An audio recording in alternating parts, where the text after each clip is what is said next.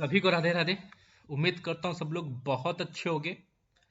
और जैसा कि आप सबको पता है कि हम लोग का डिस्क्रिप्टिव का क्लासेस चल रहा है। एनटीए का एनटीए डीयू में जो क्लासेस चल रही हैं है ना, उस पे हम लोग डिस्क्रिप्टिव की क्लासेस कर रहे हैं। ठीक है, जिसमें मैंने एक क्लास ले लिया, एक आज ही ये है।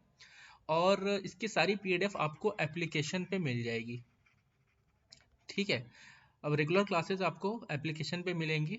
ठीक है, एप्लीकेशन ये है जिसका आप प्ले स्टोर से डाउनलोड कर सकते हो, कोई दिक्कत की बात नहीं है। नाम है द जीआरएम एकेडमी। ठीक है, एक चीज़ और बता दूं, आज थोड़े से आवाज़ में कुछ कम हो सकता है क्योंकि तबीयत थोड़ी नासाज है। ठीक है, बाकी चलते हम लोग स्टार्ट करते हैं अपनी क्लासेस। और बता दूं कि आपको इसमें सब कुछ एप्लीकेशन में प्रोवाइड करा दिया गया है आपके एग्जाम से रिलेटेड। जैसे करंट अफेयर हो गया, ठीक है, फुल मॉक टेस्ट है 10, ठीक है, सेक्शनल मॉक है सबके 5-5 सबके हैं। ठीक है, और इसकी बात बता दूं कि जो लेवल मैं दे रहा हूं, इससे बाहर और आपका इससे ऊपर का लेवल नहीं पूछेगा एग्जाम में। इसकी गारंटी दे रहा हूं कि जो मैथ्स के जो क्वेश्चन हो गए या रीजनिंग के क्वेश्चन हो गए, इससे ऊपर का लेवल नहीं आएगा, इससे बिलो ही लेवल रहेगा। ठीक है, अपडेटेड करंट अफेयर्स है, इतना पढ़ लो आपका काम पूरा हो जाएगा। ठीक है, और अलग से पीडीएफ दे रहा हूँ खासकर जो असिस्टेंट का जिनका एग्जाम है, लेबोरेटरी असिस्टेंट का या अटेंडेंट का, उनके लिए। ठीक है, क्योंकि उनके में ये शायद 60 नंबर क्वेश्चन आने हैं। ठीक है, 60 क्वेश्चन आने हैं, 60 क्वेश्चन, तो ये बहुत बड़ा उनके लिए चीजें हैं, तो आप इसको जरूर कीजिए कि आपको बहुत हेल्प देगा। ठीक है, और स्टैटिक के सारे पीडीएफ दे दिए गए हैं। ठीक है, और भी प्रोवाइड किए जाएंगे। और अलग से polity, history, vocab, EDS, math, सब कुछ, इससे बाहर आपका नहीं जाना है। ठीक है, और ये आपको नहीं सिर्फ इसमें एनटीए ड्यू में, बल्कि आपके कोई भी एग्जाम हो, इस सब में ये कंटेंट आपको बहुत काम देंगे। और प्राइस एकदम नॉमिनल है, बहुत नॉमिनल। ठीक है, और सबसे पहली बात कि आपको टेलीग्राम ग्रुप से ज्वाइन कर जाना है, और एप्लीकेशन का लिंक ये है। ठीक है, टेलीग्राम ग्रुप तो अभी करना है ज्वाइन, और इसका लिंक है कहाँ पे, डिस्क्रिप्शन बॉक्स में। ठीक है, तो चलो आज हम लोग शुरू करते हैं क्या, एक और पार्ट डिस्क्रिप्टिव का ही। ठीक है, जिन भी एग्जाम में डिस्क्रिप्टिव ही आएगा। अब उसको स्टार्ट करेंगे। हमारा है टॉपिक आज डेमी ऑफिशियल लेटर। कल हम लोग ने एक टॉपिक और पढ़ा था, और आज का टॉपिक है डेमी ऑफिशियल लेटर। इसके बारे में मैंने सब कुछ बाइलिंगुअल में कंप्लीट पीडीएफ ऑलरेडी आपको प्रोवाइड कर दिया। इस वीडियो में हम देखेंगे, कुछ इसके बारे में पढ़ेंगे और कैसे एग्जाम में क्वेश्चन आते हैं, और इसके सारे प्रोफार्मा, ये सब हम देखेंगे। ठीक है, अब और एक बार पढ़ लेते हैं। Used for informal communication. अब एक चीज समझ लो कि डेमी ऑफिशियल लेटर जो होता है, ये होता तो है गवर्नमेंट ऑफिसेस के बीच में ही, लेकिन एक इनफॉर्मल वे में होता है। मतलब इनफॉर्मल वे मतलब क्या, मैं बताता हूँ कि जैसे एक अधिकारी हो गया, एक ऑफिसर हो गया, वो अपने लेवल के अधिकारी या अपने से एक ऊपर या अपने से एक पोस्ट नीचे ऑफिसर से बातचीत करता है। बातचीत इन द सेंस कि हाय हेलो नहीं, मतलब कुछ काम से रिलेटेड। ठीक है, वैसे बातचीत करते हैं कि कुछ अपने व्यक्तिगत पॉइंट रखने कि इस काम को ऐसे किया जा सकता है, या मैं आपसे रिक्वेस्ट कर रहा हूँ इस काम को वैसे कीजिए, या हमको ये इन्फॉर्मेशन दे दीजिए, वैसी चीजें हम अभी देखते हैं इस चीज को अच्छे से। अब पढ़ो कि सरकारी व्यक्ति सरकारी कार्य के संदर्भ में किसी खास मामले की ओर ध्यान आकर्षित कराने, विचार विमर्श एंड कुछ इंपॉर्टेंट या कुछ स्पेशल पॉइंट की ओर, ठीक है, सहमति, स्पष्टीकरण, सूचनाओं के आदान प्रदान हेतु व्यक्तिगत स्तर पर, मतलब पर्सनल लेवल पर लिखे जाते हैं। सरकारी कार्य होने के बावजूद कि ये है तो गवर्नमेंट वर्क, पर का प्रारूप व्यक्तिगत और अनौपचारिक होता है। समझे कि ये होता तो है सरकारी, लेकिन इसको हम लोग पर्सनल लेवल पे लिखते हैं। ठीक है, अभी इसको और आगे समझते हैं। देखो, ठीक है, इसका पीडीएफ आपको कहाँ मिलेगा, एप्लीकेशन पे। ठीक है, अब देख लो कि किन मामलों में लिखा जाता है। समझो इसको कि सामान्यतः समान स्तर के राज्य, अच्छा अभी बता दो इसका इंग्लिश वर्जन सबका कंप्लीट एप्लीकेशन पर है। ठीक है, ये मैं आपको ऐसे लिख दिया कि आप लोग उसको आराम से समझ जाओ, बोलचाल की भाषा में रहेगा तो आप लोग समझ जाओगे। इस सामान्यता समान स्तर पर राजपत्रित अधिकारों के आपसी पत्र व्यवहार में विचारों, सूचनाओं के आदान प्रदान, समझ रहे हो कि आपसी पत्र व्यवहार, यही मेन पॉइंट है, यही मेन पॉइंट है कि है तो सरकारी लेकिन आपसी पत्र व्यवहार। किसी विषय पर अधिकारी की निजी सम्मति के लिए कि भाई उसका परमिशन मिल जाए, या हम उसको हम कुछ एक पॉइंट बता दें कि आप इस चीज को ऐसे कीजिए या हमें ऐसे हेल्प कर दीजिए, ठीक है। जब किसी अधिकारी का ध्यान व्यक्तिगत रूप से किसी मामले की ओर दिलाना अपेक्षित हो, व्यक्तिगत रूप से किसी अधिकारी का ध्यान, इस चीज को समझो, जो ही पॉइंट मैं आपको बता रहा हूं, व्यक्तिगत रूप से किसी मामले की ओर दिलाना अपेक्षित हो, किसी अधिकारी के कार्यालय से कार्यवाही में अनावश्यक विलंब हो, कि भाई हमको आपके ऑफिस से कुछ काम है, मैंने काम दिया बट वो काम पे बहुत देरी हो रही है, तो मैं क्या करूंगा कि मेरे लेवल के जो ऑफिसर होगा कि मैं उनको एक डीओ लेटर भेजूंगा कि भाई इस चीज को प्लीज अपने संज्ञान में कीजिए और इसमें स्पीड स्पीड लाइए, है ना, ठीक है। स्मरण पत्र भेजने पर भी उत्तर प्राप्त न होने पर, कि भाई मैंने उनको ऑफिस में आपके भेजा लेकिन उसका मुझे कुछ जवाब नहीं आया, इसलिए मैं ये लेटर आपको भेज रहा हूं, ठीक है। विशेषताएं, इसे प्रायः समान स्तर के अधिकारियों के बीच ही लिखा जाता है, मतलब कि जिस लेवल पे मैं हूं, एक अधिकारी ही वो लिखते हैं वैसे, ठीक है, उसी लेवल पे एक अधिकारी या उससे बिलो या उससे ऊपर, बहुत ज्यादा नहीं कि ये अधिकारी और हम चपरासी को लिख रहे हैं, ऐसा वाला सीन नहीं, या हम क्लर्क को लिख रहे हैं, लगभग एक अधिकारी पोस्ट अपना ही अधिकारी के लेवल पे ये चीज लिखता है, ठीक है। इसमें अभिवादन संबोधन का विषय महत्व होता है तथा पत्र प्रिय से प्रारंभ होता है। अब जैसे हम लोग लिखते हैं लेटर में रिस्पेक्टेड सर या रिस्पेक्टेड मैडम, लेकिन डेमी ऑफिशियल में, डीओ में हम लोग लिखते हैं dear sir, dear sir, dear madam, यही चीज मेन डिफरेंस होता है, यही चीज, ठीक है। अर्ध सरकारी पत्रों की भाषा व्यक्तिगत और तथा मित्रवत होती है। अब जैसे हम लोग ने जो कल पढ़ा था ऑफिशियल लेटर, उसमें क्या था, ऑफिस मेमोरेंडम, उसमें क्या था कि हम लोग जो कंटेंट हम लोग उसका देखे थे वो क्या था, ऑफिशियल तरीके से था, लेकिन यहाँ एक एक पर्सनल लेवल पे बात की जाती है कि मतलब उसको अपना पॉइंट रखा जाता है कि ये चीज है, आप इस चीज को please as soon as possible कर दीजिए, है ना, ये है, ठीक है। चलो अब इसको पढ़ लेना आप लोग, ठीक है। यह सरकारी पत्र होते हुए भी इनका प्रारूप व्यक्तिगत तथा अनौपचारिक होता है, मैंने आपको बताया था। अर्ध सरकारी पत्र व्यक्तिगत पहचान के लिए लिखे जाते हैं, ये भी मैं आपको बता चुका हूँ।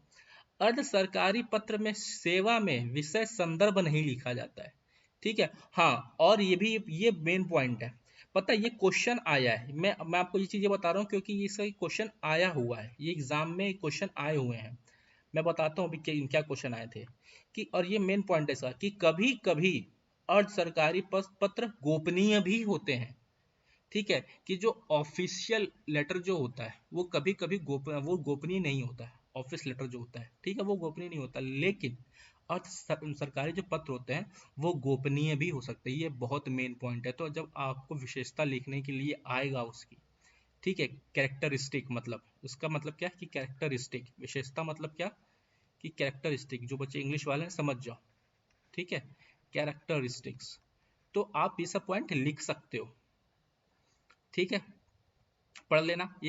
इसी चीज को मैंने एक पैराग्राफ में लिख दिया है कि सामान्य शब्दों में अर्ध अधिकारी पत्र परिभाषा वह पत्र है जो व्यक्तिगत समाचारों के साथ आधिकारिक पत्राचार को संप्रेषित करता है, अर्ध सरकारी या डेमी सरकारी पत्र कहलाता है। अब ये चीज मैंने आपको ऐसे लिख के इसलिए दिया कि मान लो कि कभी आपका डेफिनेशन में आ जाए तो आप ये डेफिनेशन भी लिख दो और फिर इसी चीज को पॉइंट में भी लिख दो, तो पता है इसी चीज को पॉइंट में लिख दो तो आपके जो मार्क्स हैं वो बहुत अच्छे मिल जाएंगे, मार्क्स जो आपके हैं वो बहुत अच्छे मिल जाएंगे, ठीक है। अब क्वेश्चन कैसे आता है, अब ये देखो क्वेश्चन कैसे आता है, ये क्वेश्चन है। अब क्वेश्चन आते हैं क्या कि सरकारी और अर्ध सरकारी, मतलब ऑफिशियल लेटर और ये डेमी ऑफिशियल लेटर, पत्र लेखन का अंतर स्पष्ट करते हुए सरकारी पत्र लेखन का उदाहरण दीजिए। एक ये क्वेश्चन इंपॉर्टेंट है, और देखो एक और है, ये तो इसी चीज को एक और है कि सरकारी पत्र लेखन की विशेषताओं का उल्लेख कीजिए और उसका एक उदाहरण प्रस्तुत कीजिए। ये किसका है? सरकारी पत्र लेखन का है, जो मैंने आपको कल बताया था, ठीक है, ऑफिशियल लेटर का। और सरकारी पत्र लेखन के महत्वपूर्ण अंगों का सोदाहरण स्पष्ट कीजिए, ऐसे क्वेश्चन आते हैं। ऐसे क्वेश्चन आपको एग्जाम में देखने को मिलेंगे, ठीक है। अंग मतलब क्या? उसके पार्ट्स, उसके फंक्शंस और ये सब चीजें, ये सब मैंने आपको पीडीएफ में ऑलरेडी एप्लीकेशन पे दे चुका है, आप वहां से तो पढ़ सकते हो। अब इसमें इंपॉर्टेंट क्वेश्चन क्या है? इसमें इंपॉर्टेंट क्वेश्चन एक ये वाला है और एक ये वाला है कि सरकारी एवं अर्ध सरकारी पत्रों का अंतर बतलाते हुए सरकारी पत्र का एक उदाहरण प्रस्तुत कीजिए। यही वाला पहला क्वेश्चन और ये क्वेश्चन देखो, दोनों सेम है, सिर्फ लिखने का तरीका ही बदलेगा। तो आपको क्वेश्चन क्या पढ़ना है? एक ऑफिशियल लेटर अच्छे से पढ़ लो, है ना, डेमी पढ़ लो। अभी तो मैं आपको और बताऊंगा, अभी क्लासेस क्या होंगी, सब आपकी एप्लीकेशन पे अपलोड होती जाएंगी, ठीक है। सबको एप्लीकेशन फीस एकदम नॉर्मल है यार। अब इतना आप लोग मेहनत कर रहे हैं, और बता दो पूरे यूट्यूब पे अगर कोई कर रहा हो ये चीज आपके लिए, तो मुझे बता देना, एक चैनल का नाम बता देना। अब देखो ये एग्जाम्पल है ना, ये मैं थोड़ा सा कर दे रहा हूँ कि दिख नहीं रहा होगा, बाकी मैं आगे दिखा दूंगा। अब देखो ये ऊपर वो नाम है, ये वो नाम है जो पत्र लिख रहे हैं, जो ये लेटर लिख रहा है। ये सिंबल बता रहा है कि ये गवर्नमेंट का है, ये गवर्नमेंट ऑफिशियल है। बेसिकली ये पैड पे होता है, कि जो गवर्नमेंट ऑफिशियल होते हैं उनका पैड होता है ना, तो बहुत लोग अपने पैड पे ऑलरेडी ये लिखे हुए होते हैं, ठीक है। और ये उनका एड्रेस होता है, देखो यहाँ लिखा हुआ है goods and services tax council, ये उनका एड्रेस है पूरा, ठीक है। और ये क्या? ये पत्र संख्या है, रेफरेंस नंबर है, ठीक है, ये पत्र संख्या है, ये चीज, ये पॉइंट। और यहाँ पे डेट है 1 मई 2019, ये लिखा हुआ है, ठीक है। अब देखो यहाँ क्या लिखा हुआ है?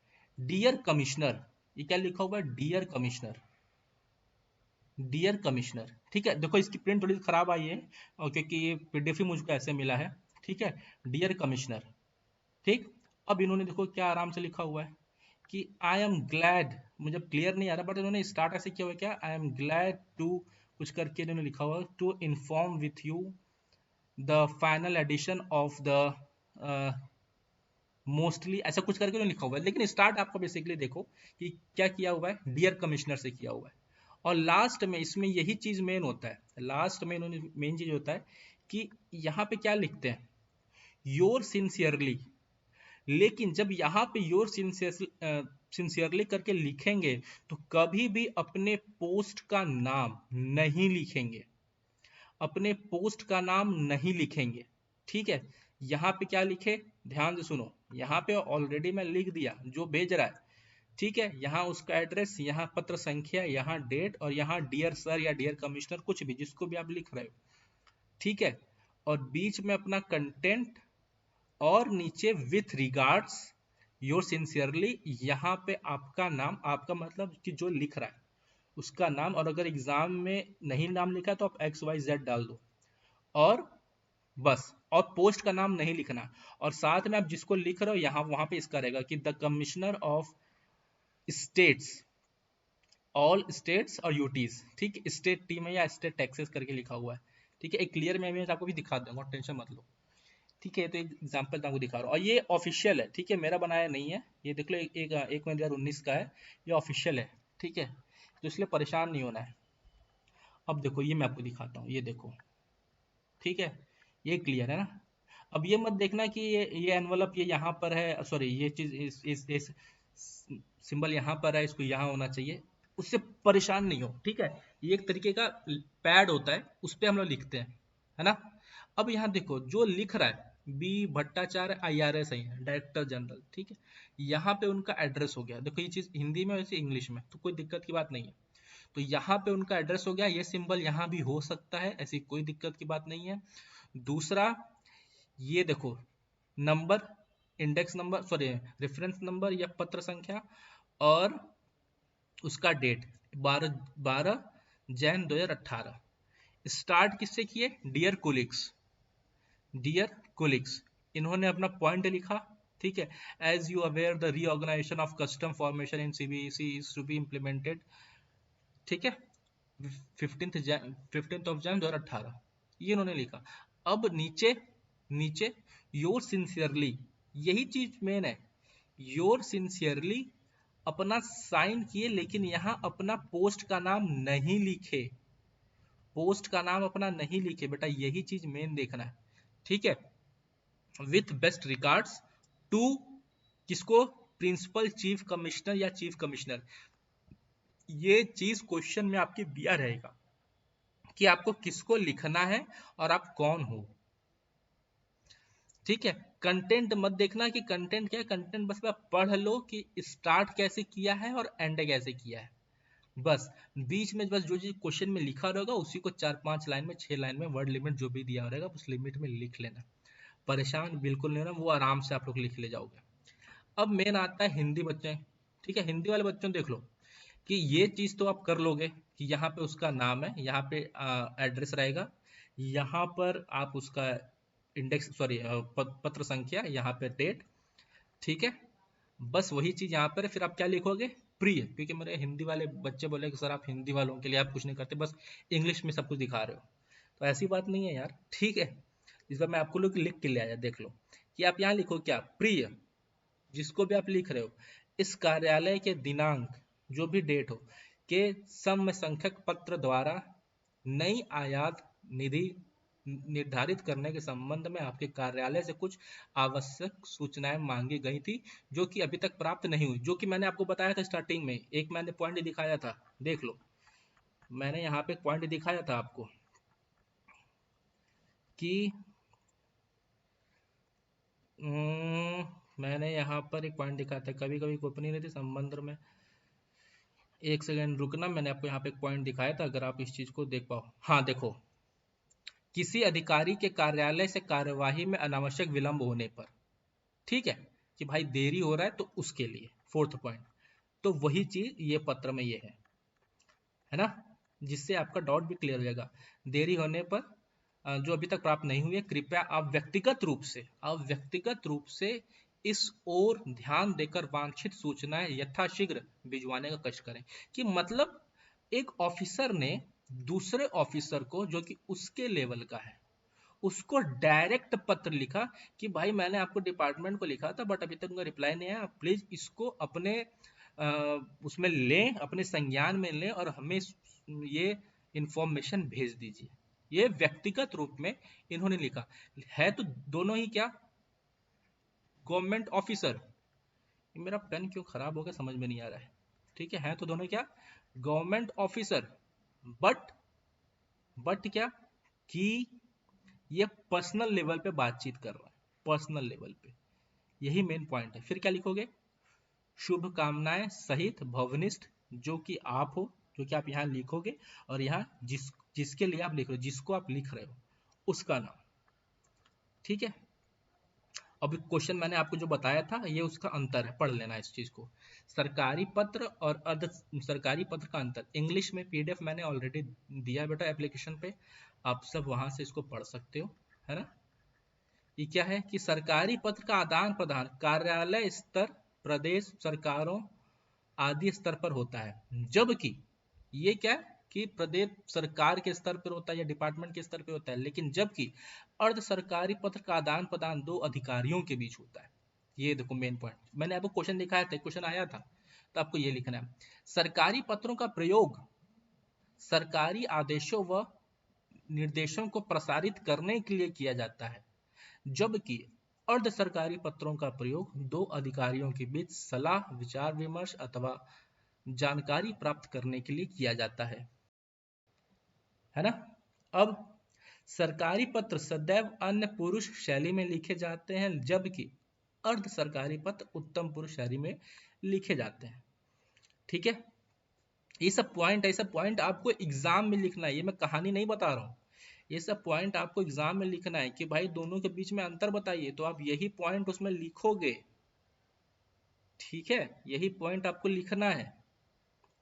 सरकारी पत्रों का भाषा आदेशात्मक या तथा अथवा निर्देशात्मक होती है कि भाई हम आदेश प्राप्त करते हैं देते हैं, लेकिन जबकि अर्ध सरकारी पत्र की भाषा व्यक्तिगत व मैत्रीपूर्ण होती है, मतलब हम एक रिक्वेस्ट करते हैं, एक सुझाव देते हैं या उनसे लेते हैं सुझाव, तो ये उस तरह की होती है, लेकिन इसमें क्या कि हम आदेश देते हैं, निर्देश देते हैं, है ना, कि आप ऐसे प्रदेश में ऐसे काम होना है या डिपार्टमेंट में ऐसे काम होना है।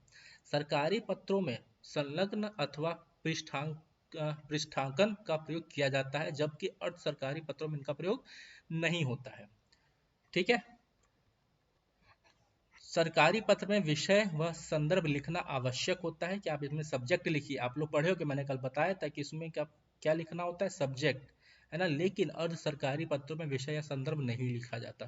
कि हम किस लिए लिख रहे हैं, ये आप सिर्फ अपने कंटेंट में लिख दो, सब्जेक्ट में लिखने की जरूरत नहीं है, लेकिन ऑफिशियल लेटर में लिखा जाता है। सरकारी पत्र का उद्गम किस वजह से होता है, ठीक है, जबकि किसी किस नहीं किसी वजह से होता होगा, ठीक है, जबकि अन्य सरकारी पत्र का उपयोग व्यक्ति या अधिकारी के नाम से होता है। ठीक है। सरकारी पत्र गोपनीय नहीं होते, जो मैंने आपको भी स्टार्टिंग में बताया था, जबकि अर्ध सरकारी पत्र गोपनीय भी हो सकते हैं। यही पॉइंट मैंने आपको बताया कि डेमी ऑफिशियल लेटर डीओ ये गोपनीय हो सकता है, लेकिन ऑफिशियल लेटर गोपनीय नहीं होता है। ठीक है। तो ये पॉइंट है। अब ये किसका आंसर है, ये मैंने आपको जहाँ क्वेश्चन लिखवाया, तो जो क्वेश्चन ये एग्जाम के आए हुए हैं कि अंतर बताइए, ये इस पॉइंट का आंसर है। और देख लेना आपके एग्जाम में यही क्वेश्चन या इसी टाइप क्वेश्चन आने की बहुत बहुत उम्मीद है। ठीक है। तो अब ये चीज हो गया। अब जो बच्चे इस नए चैनल पे, प्लीज चैनल को सब्सक्राइब करो। ठीक है यार, सपोर्ट करो, है ना। आप ही से सब कुछ है, आप ही हमारे सितारे हो, आप ही से सब कुछ है, चैनल चल रहा है। तो प्लीज सपोर्ट करो। और जो बच्चे तैयारी करना चाहते हैं इस चीज को, इसको जरूर लीजिए। मैं लिटरली बता रहा हूँ, आप लोगों को बहुत फायदा होगा, बहुत बहुत बहुत फायदा होगा एग्जाम में, सभी एग्जाम में। ठीक है। तो चलिए मिलते हैं अगले वीडियो में, तब तक के लिए जय हिंद, स्वस्थ रहिए, मस्त रहिए, ख्याल रखिए अपना।